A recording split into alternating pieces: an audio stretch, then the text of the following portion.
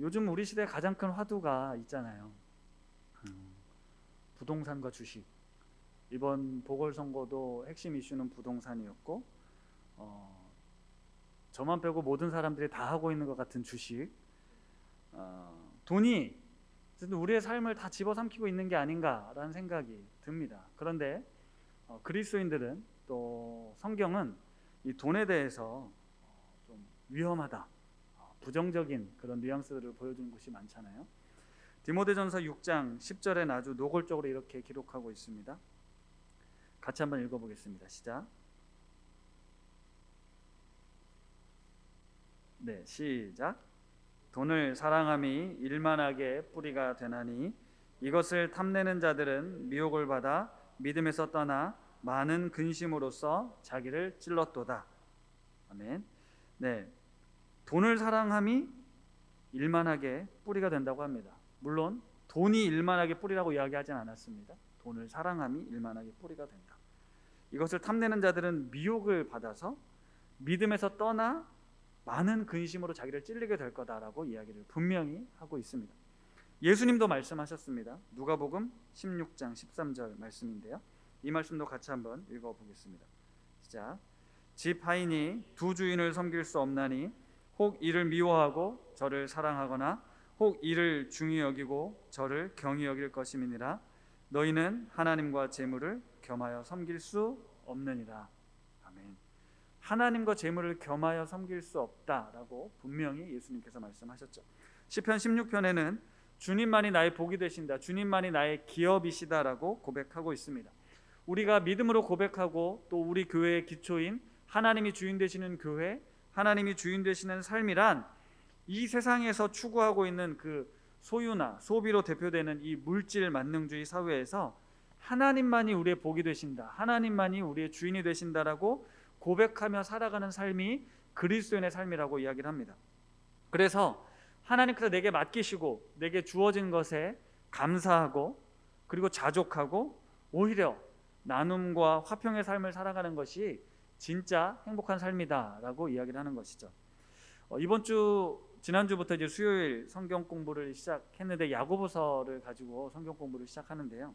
이번 주에 제 안에 고민되었던 말씀, 또 우리 공부하시는 분들과 나눴는데 그 1장에 보면 이런 말씀이 있습니다. 9절에서 10절에 낮은 형제는 자기의 높음을 자랑하고 부한 자는 자기의 낮아짐을 자랑할지니 이는 그가 풀의 꽃과 같이 지나갑니다 라는 말씀이 있었습니다. 낮은 형제는 자기의 높음을 자랑하라고 하는데 여기서의 자기의 높음은 내가 그리스도께 속한 사람이다, 내가 예수님의 자녀가 되었다라는 걸 자랑하라는 겁니다. 이 낮은 자, 여기서 낮은 건 가난한 사람을 뜻하는데요, 부자들을 굉장히 동경했는데 동경하지 말고 너의 높음을, 너의 존재를 자랑해라라고 이야기를 하고, 부한 자는 자기의 낮아짐을 자랑하라고 하는 이유는 뭐냐면 부한 자는 자기 자신의 부를 자꾸 자랑하게끔 된다는 거죠.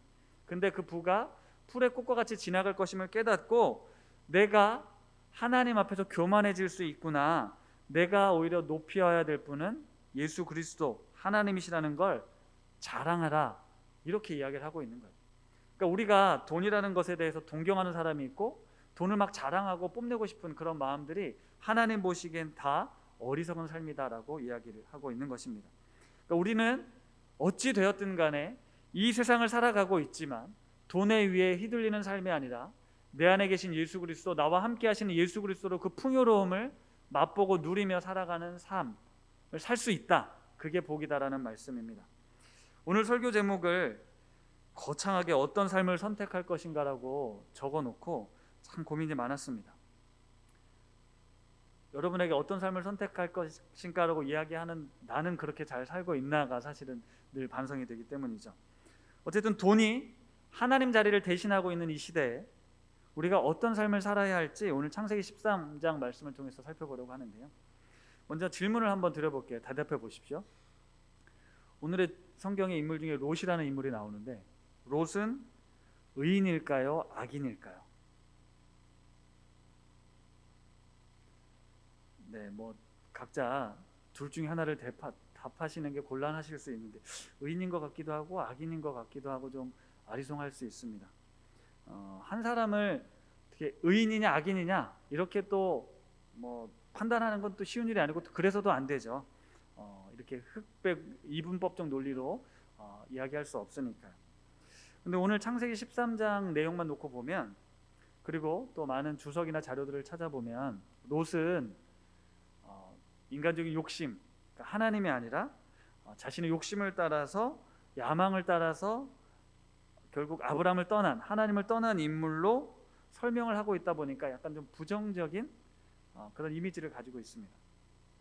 근데 그와 대비돼서 아브라함은 어른이었고 자신이 더 좋은 것을 선택할 수 있음에도 불구하고 조카 롯에게 양보한 사람으로, 그리고 롯이 좋은 땅을 택함으로 인해서 자신은 발전이 덜 된 척박하고 또 황폐한 그런 곳, 그것을 선택한 어떤 믿음의 사람으로 이렇게 대조가 되다 보니까 롯이 좀 더 부정적으로 보여지는 것이죠. 근데 이제 롯의 관점에서 한번 오늘 본문을 살펴보려고 하는데요. 롯이 의인이냐 악인이냐라는 질문에 성경은 이렇게 대답하고 있습니다. 베드로 후서 2장 6절에서 8절 말씀 한번 띄워주시면 같이 한번 읽어보겠습니다. 시작.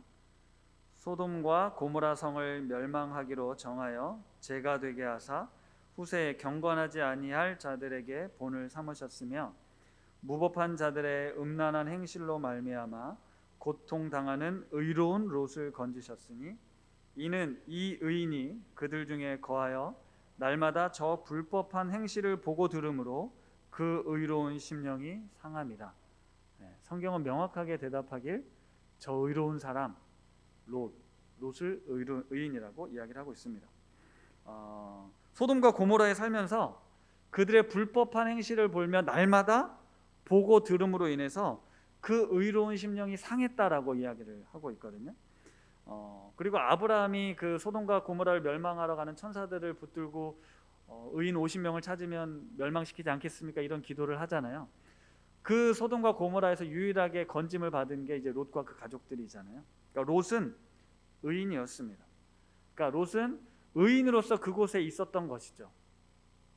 하지만 그 의인으로서의 그 자신이 오히려 더 많은 고통과 아픔, 영혼이 상했다라고 이야기를 하고 있습니다. 그러니까 롯의 일생을 살펴보면 아버지 하란이 먼저 죽었습니다. 그래서 창세기 11장에 보면 갈대아 우르에서 데라와 그의 가족들이 이 가나안 땅을 향해 출발할 때 이 롯도 같이 따라가 나갑니다. 그러니까 롯은 어떻게 보면 그 하란 가문의 대표 인물이라고 볼 수 있는 거죠. 이 롯은 이 할아버지 데라 그리고 큰아버지 아브람을 따라서 가나안 땅으로 함께 이동해 온 사람입니다. 지난번에도 말씀드렸지만 그들이 거주했던 갈대아 우르나 하란은 당시 대도시였습니다. 세계적인 도시였습니다. 상상할 수 없는 문명으로 발달된 도시였다라는 거죠. 그런데 그런 도시를 떠나서 하나님께서 가라고 명하신 그 약속의 땅, 어딘지는 모르지만 가라고 명하신 그 가나안 땅을 향해서 이동하고 있는데 롯이 함께 동행했다라는 거죠. 당시 사회는 그렇게 가족 중심으로 서로를 지켜주지 않았으면 위험에 처할 수 있는 사회였다라는 걸 말씀드렸잖아요. 창세기 12장에도 가나안 땅에 기근이 들었을 때 아브람과 롯이 함께 애굽으로 내려갔습니다. 그곳에서 대제국 애굽의 왕 바로를 혼내시는 하나님의 이야기를 아브람을 통해서 롯도 분명히 들었고 보았을 겁니다. 그리고 바로 왕으로부터 받은 소와 양과 노비, 나귀, 낙타까지 재산을 불려서 이렇게 다시 가나안 땅으로 돌아오잖아요. 물론 성경에는 아브람과 하나님만이 소통하는 것처럼 나오지만 실제 그 가족들 역시도 하나님이 어떤 분이신지를 모두가 다 알았을 겁니다. 그러니까 롯도 하나님에 대해서 알고 있었다라는 거죠. 그런데 왜 롯과 아브람의 이런 차이를 가져왔는지는 우리는 잘 모릅니다. 같은 경험을 했는데 같이 하나님을 만났는데 왜 이런 다른 결정을 하는가는 그것은 그 이유를 잘 모르겠습니다. 사실 우리 한 집에 여러 형제가 같은 어린 시절을 보냈고 같은 부모 밑에서 자랐는데도 다르잖아요. 과거 이야기를 다르게 해석하고 부모님에서 다르게 받아들이고 그런 부분들이 있지 않습니까? 고통과 어려움이 어떤 사람들에게는 오히려 좋은 밑거름이 돼서 훌륭한 사람으로 성장하기도 한 반면에 어떤 사람은 그 고통스러웠던 시절을 지나고 나서 오히려 사회에 대한 분노와 원망으로 반감을 가진 삶을 살기도 합니다. 하나님을 믿는 믿음의 가정에서 사실 그런 일들이 일어나죠. 믿지 않는 가정에서 홀로 신앙생활을 하면서도 잘 자라는 아이들이 있는가 하면 정말 열심히 신앙생활하는 가정에서 오히려 안티크리스찬이 자라나기도 합니다.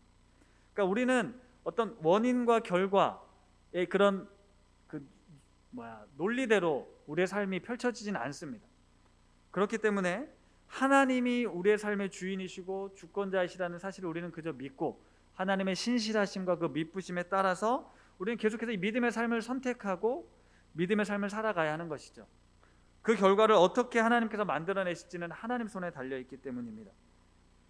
어쨌든 아브람과 롯이 소유가 많아져서 이제 더 이상 함께 거주할 수 없는 상황이 되어버렸습니다. 그 안에 다툼이 생겼다라고 오늘 기록하고 있는데요.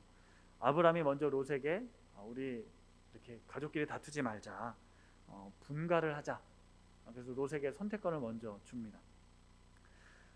롯이 눈을 들어서 요단 지역을 바라보거든요.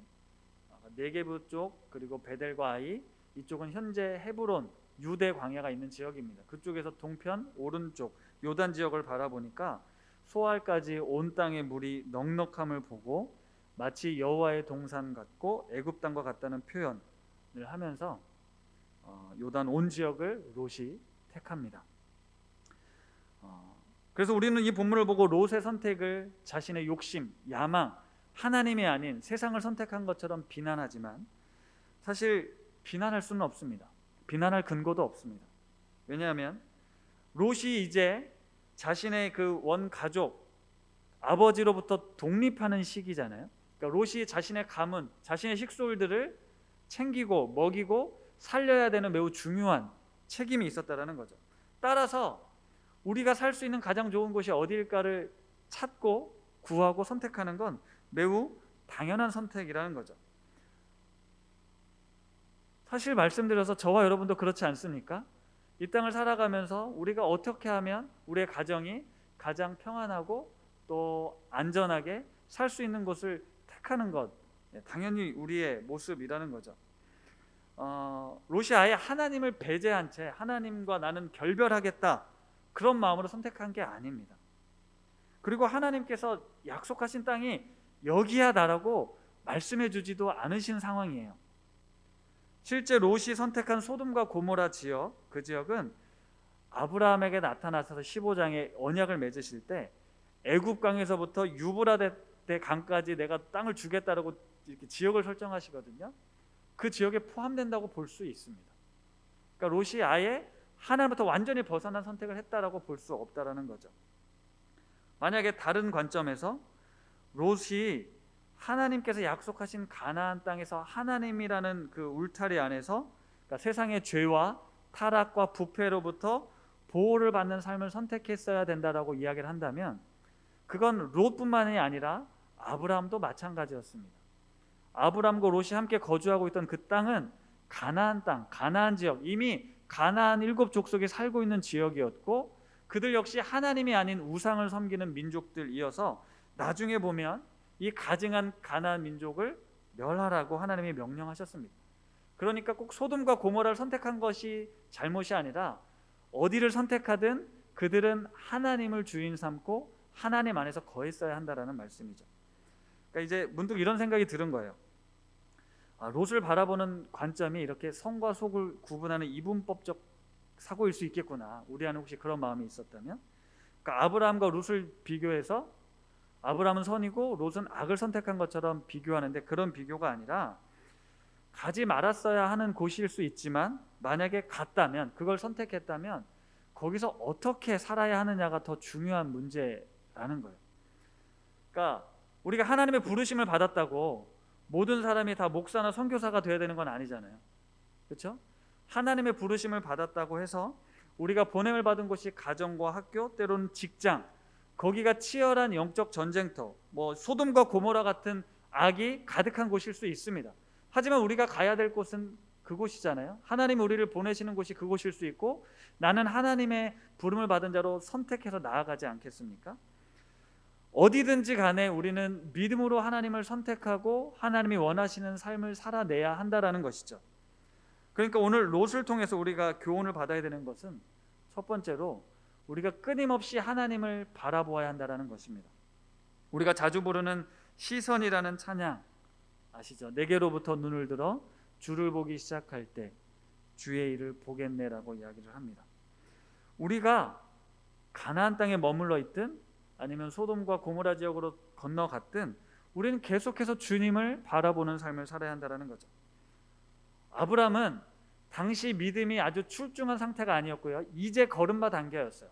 근데 애굽으로 내려갔다가 하나님이 어떤 분이신가를 깨닫고 경험하고 돌아와서 다시 처음 제단을 쌓은 곳 베델과 아이 사이에 와서 하나님의 이름을 부릅니다. 내가 붙들고 의지할 분은, 내가 바라봐야 될 분은 오직 하나님 당신뿐이 없군요 라고 고백하고 있는 거예요. 내가 이 이방 땅 나그네 된 삶에서 내가 살아낼 수 있는 방법은 하나님만 의지하고 바라보는 것이군요 라고 이야기를 하는 거죠. 그런 신앙의 고백을 아브라함은 하고 있습니다. 그리고 롯이 요단 동편을 선택하고 간 다음에 하나님께서 너는 눈을 들어 너 있는 곳에서 동서남북을 바라보라. 내가 이 땅을 너에게 주겠다 라고 하나님이 말씀하신 거예요. 아브라함이 스스로 쟁취하는 땅이 아니라 하나님께서 주시겠다고 약속하신 땅이라는 거죠. 그런데 롯은 오늘 본문론만을 놓고 보면 하나님을 바라보지 않고 자신의 눈으로 이 땅을 바라보았습니다. 롯이 그동안 살아오면서 본 땅이 있었을 거예요. 우르가 있었고요, 하란이 있었고 애굽이 있었습니다. 가나안 땅은 사실 아무것도 보이지 않는 곳이었어요. 그러니까 내가 우리 가족들과 살아내려면 보다 더 안정적이고 발전된 풍요로운 삶, 이 대식구들을 먹일 수 있는 곳이 바로 저곳이구나 라고 자신의 눈으로 판단한 겁니다. 그 땅을 어떻게 설명하냐면 에덴 동산 같고 애굽 땅과 같았다라고 이야기합니다. 그 땅에 물이 넉넉한 지역, 그 목축업을 하던 유목민들에게 있어서 가장 중요한 건 물이었잖아요.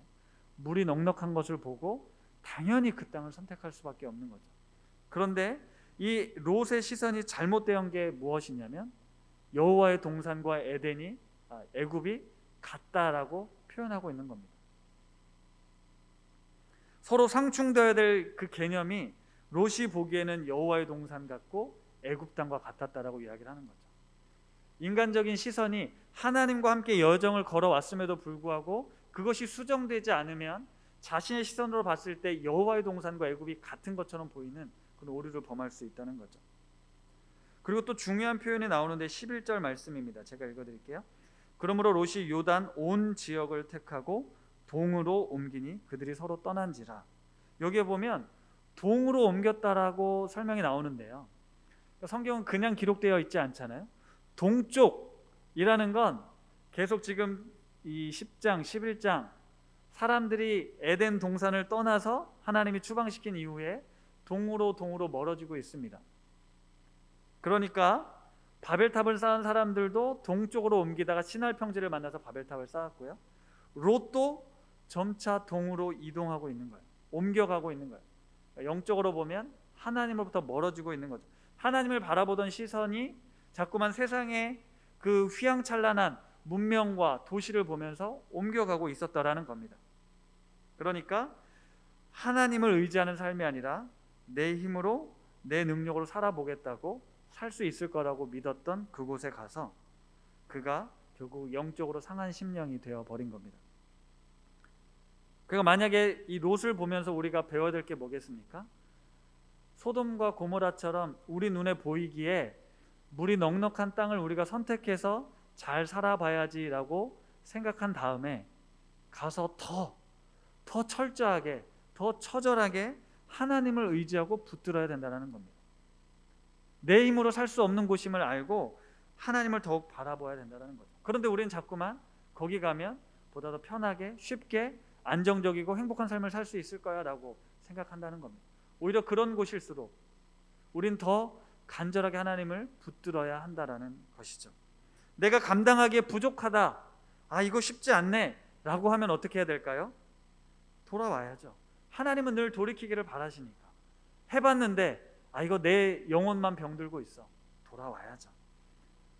어제 오랜만에 숭의교회 때 가르쳤던 학생이 좀 뜬금없이 전화가 왔습니다. 어떻게 지내시냐고 안부차 전화해서 되게 반가웠어요. 넌 어떻게 지내냐? 그랬더니 제가 묻지도 않았는데 곧 돌아가야죠. 뭐 찔린 게 있었는지 뭔지 모르겠지만 저도 돌아가야죠. 나는 뭐 교회 오란 얘기도 하지도 않았는데 이제 곧 돌아가야죠라고 얘기를 합니다. 당연히 돌아올 겁니다라고 이야기를 하는데 언제까지 멀어지지 말고 빨리 이 길로 왔으면 하는 마음이 있습니다.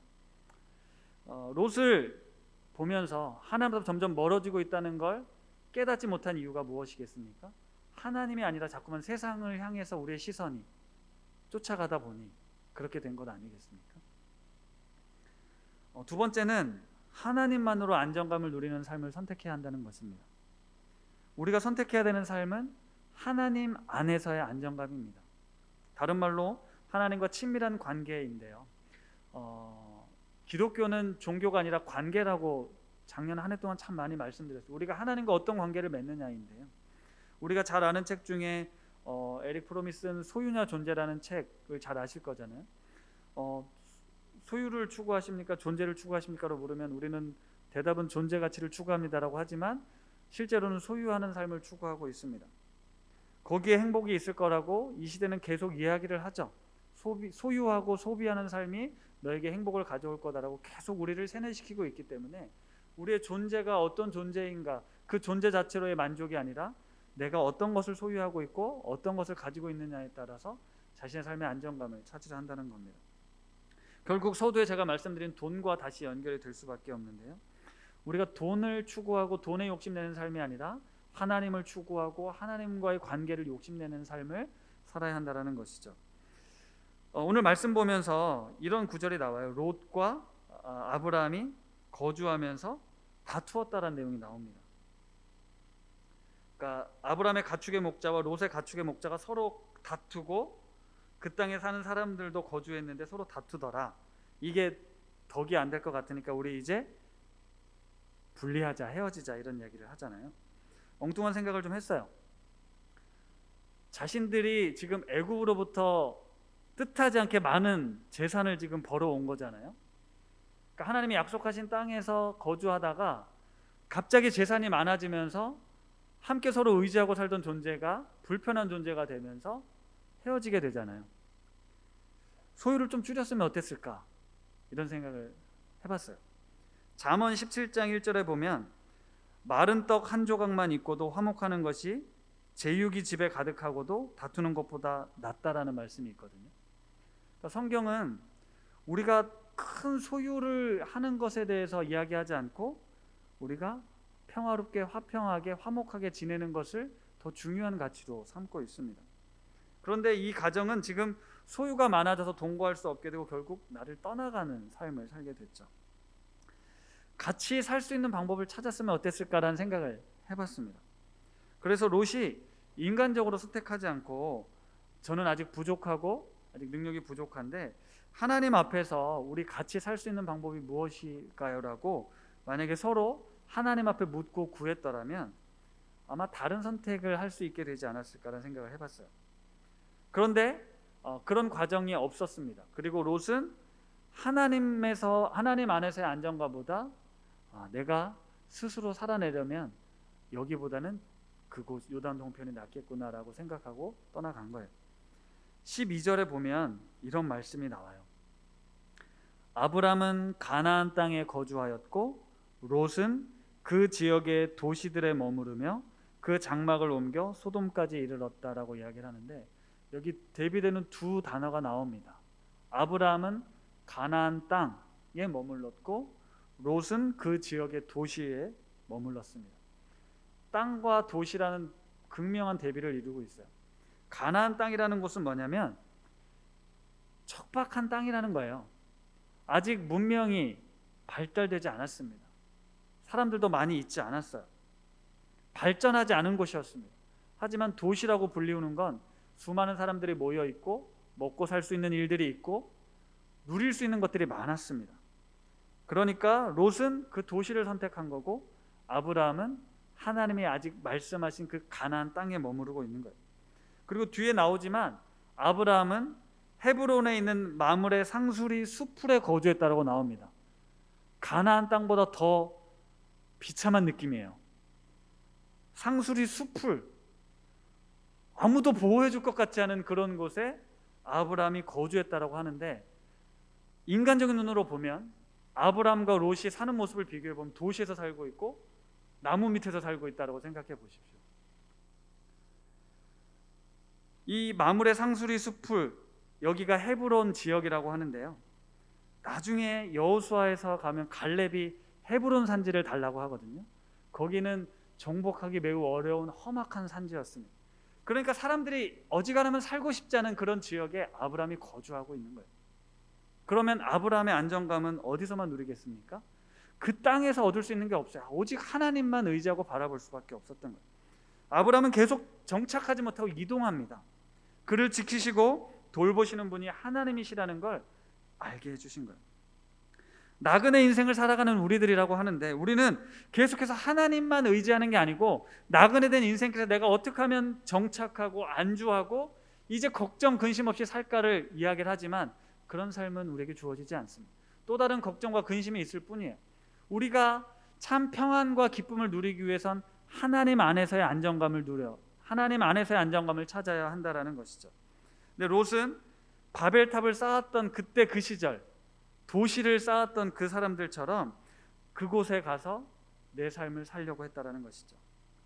처음에는 그 지역의 도시들에 머물렀다라고 하는데 점차 그 장막을 옮겨 소돔까지 이르렀다는 말씀은 보다 더 발전되고 풍요롭고 부한 삶을 찾아갔다라는 것입니다. 오늘 말씀을 묵상하며 하나님께서 우리에게 허락하신 구역이 있을 수 있다. 구역이 있다. 내게 허락된 삶의 구역이 있다라는 거죠. 그런데 우리는 자꾸만 욕심을 내고 야망을 꿈꾸며 하나님께서 내게 맡기신 울타리를 넘어서 스스로가 세상에서 내가 세상을 지배하고 다스리려는 그 욕심에 따라 살아가고 있는 게 아닌가 싶습니다. 그러면서 문득 이스라엘이라는 지도가 생각이 났어요. 아브라함에게 동서남북을 바라보라고 하셨을 때 결국은 가나안 땅이었습니다. 세계 지도에서 보면 진짜 작고 보잘것없는 땅, 하나님은 그 땅을 아브라함에게 주신 거예요. 만약에 하나님께서 온 세상을 향해 확장돼서 나가라 그랬으면 수많은 제국들의 그 가나안 땅을 지배를 하잖아요. 아수르, 바벨론, 페르시아, 로마, 현대 많은 제국들처럼 확장하는 그런 비전을 하나님께서 보여주신 게 아니거든요. 동서남북을 바라보라고 하지만 그 안에 거주하는, 내가 너에게 맡긴 약속의 땅이 있다, 거기서 나와 함께 안정감을 누리며 살아가자라고 말씀하신 거였다라는 거죠. 우리가 창세기를 말씀을 배우면서 첫째 에덴 동산, 우리에게 맡겨주신 에덴이 있다, 그것을 잘 경작하여 지키라고 말씀하고 있는데, 우리는 경작하여 잘 지키라는 내 사명, 그 사명은 잃어버리고 세상이 자꾸만 주입하고 있는 이 세속적 가치, 물질 문명의 가치 속에서 자꾸만 더 확장하고 부해지고 성장하려는 욕구에 우리의 삶을 매몰시킨다라는 거죠. 하나님이 이미 내게 주신 것에서, 하나님이 내게 허락하신 삶의 울타리 안에서 기쁨과 감사와 행복을 누려야 되는데 말입니다. 우리 모든 사람들은 다 행복을 추구하며 살아가잖아요. 근데 그 행복은 내가 어떤 목표를 도달해야만 얻을 수 있는 가치가 아닙니다. 어떤 부를 소유해야만 얻을 수 있는 그것이 아닙니다. 오늘을 살아가는 우리들에게 하나님은 매 순간 행복을 누리며 살아갈 것을 말씀하셨어요. 행복이라는 찬양 최근에 들어보셨을 텐데요, 그 찬양의 가사가 이렇습니다. 화려하지 않아도 정결하게 사는 삶, 가진 것이 적어도 감사하며 사는 삶, 내게 주신 작은 힘 나눠주며 사는 삶, 이것이 나의 삶의 행복이라오. 눈물 날 일 많지만 기도할 수 있는 것, 억울한 일 많으나 주를 위해 참는 것, 비록 짧은 작은 삶 주 뜻대로 사는 것, 이것이 나의 삶의 행복이라오. 이것이 행복이라오. 세상은 알 수 없는 하나님의 선물. 이것이 행복이라오. 하나님의 자녀로 살아가는 것. 이것이 행복이라오라는 가사가 있습니다. 화려하지 않아도 가진 것이 적어도 우리는 얼마든지 행복하게 살 수 있습니다. 오늘 오후에 유아 세례 교육이 있어서 제가 영적 제사장으로서 아버지를 강의를 하게 되는데요. 이번 강의를 준비하면서 새로운 내용을 하나 추가시켰습니다. 아빠의 10가지 사랑법이라는 내용의 책이 있어서 제가 좀 참고를 했는데, 그 10가지 사랑법의 마지막 내용이 이랬습니다. 사랑의 완성. 아이들은 생활비가 아니라 아빠를 원한다. 이해되시죠? 아이들은 생활비가 아니라 아빠를 원한다. 그런데 아빠를 원하는 그 시절 우리 부모들은 생활비를 벌기 위해 참 무던히도 애를 쓰며 그 시간을 그냥 지냅니다. 근데 이 이야기를 보면서 또 다른 재미난 상상을 했어요. 우리들은, 다 큰 어른인 우리들은 하나님이 아니라 생활비를 원한다. 우리는 하나님을 믿으면서 하나님을 원하는 게 아니고 하나님부터 얻는 복을 원하는, 우리의 삶을 좀 더 풍요롭게 해주신 하나님을 원하는 참 모순적인 삶을 산다는 거죠. 어린 시절 아이들은 관계를 원했는데 어느 순간 우리는 그 관계에서 누리는 그 기쁨을 잊어버리고 세상의 것들로 우리를 채워주기를 원하고 있다는 겁니다. 우리가 이 세상을 살아가면서 하나님을 놓치지 않도록, 하나님을 바라보는 시선이 우리가 어긋나지 않도록, 하나님 안에서의 안정감이 아니라 자꾸만 세속적인 것들로 안정감을 찾으려는 이런 모든 시도와 노력들을 우리가 거부하고 오직 하나님만을 바라보고 하나님 안에서의 안정감을 누리는 삶을 살아야 할 것입니다. 말씀을 마무리하려고 합니다. 한 주간 여러 가지로 마음이 많이 복잡했습니다. 이번 주에 노회가 있는데요. 노회가 가을에 있을 총회 참여할 대표자들을 뽑는 선거로 매우 지금 선거가 과열된 영상을 보이고 있습니다. 수시로 오는 문자들과 연락을 보면서 지금 이 시대의 어려움 속에서 우리가 정말 추구해야 될 가치가 어디에 있나 이런 생각을 해보게 됐죠. 그런 와중에 광성교회에서 제가 담당했던 한 집사님, 혼자 사시던 집사님이 아무도 지켜보지 않는 집에서 홀로 생을 마감하셨던 이야기도 주중에 전해 듣게 됐습니다. 어렵게 찾아낸 가족들, 그들이 먼 곳 부산에서 올라왔는데요. 와서 보니 이분이 가진 게 아무것도 없으니까 장례 치르는 걸 포기하고 그냥 돌아가셨다고 합니다. 그리고 결국은 교회가 우리 그 집사님을 장례를 치러드리고 떠나 보내드렸는데요. 가고 싶었지만 갑작스레 저희 아들과 관련된 주변에 확진자가 생겨서 가보지도 못했습니다. 그런 상황인데 참 마음이 많이 무너집니다. 잘 아시는 것처럼 지난 금요일은 4월 16일이었습니다. 7년 전 그날의 아픔을 여전히 해결되지 않은 채 슬픔 가운데 살아가는 이들이 있습니다. 우리의 삶이 왜 이렇게 복잡하고 힘겹고 어려운지 무겁게 느껴지는 것들이 너무나도 많습니다. 그 속에서 나는 어떻게 살지?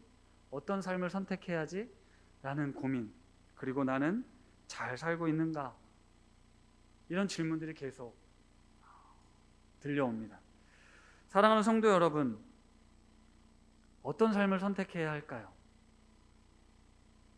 우리가 살아가고 있는 이 시대 속에서 문명의 발달이 급속도로 발전되고 있는 세상 속에서 하나님보다 세상을 자꾸 바라보게 만드는 것들이 있지 않습니까? 하나님보다 돈이 나의 안정감을 더 준다라고 믿고 추구하고 있지 않습니까?